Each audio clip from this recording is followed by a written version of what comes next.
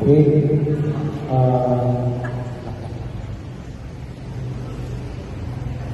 Pagdasal po tayo, nawa tayo ang Panginoon sa ating anibersaryo na ginagawa ngayon. At nawa ay gagamitin natin ang mga biyaya na kaloob sa ating ng Panginoon para sa mabuti hindi lamang ang ating katawan, kundi makasigladin ang ating komunidad dito sa Panginoon. Sa ngalan ng Ama at ng Anak at ng Espiritu Santo. Amen. Panginoong Diyos na makapangyarihan sa lahat, Diyos na mawala at mapagpatawad, Diyos na makapangyarihan. Salamat po, Panginoon, sa biyaya ng kaloob po sa araw na ito sa amin.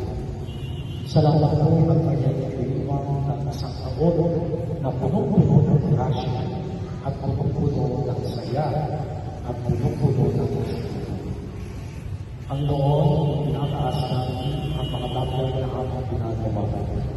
Naway sa pagkakasigla ng aming sarili ay magagampanan namin ang iyong salita na kung saan ang katawan namin ang templo ng Espiritu. Bigyan na rin po kami na isang biyaya Panginoon na lakas para ipagpatuloy maliban ang sa namin at magamit ang mga nayang ito para mabagin ang mga kapatid namin na makita ang kalalagahan ng aming mga katawan.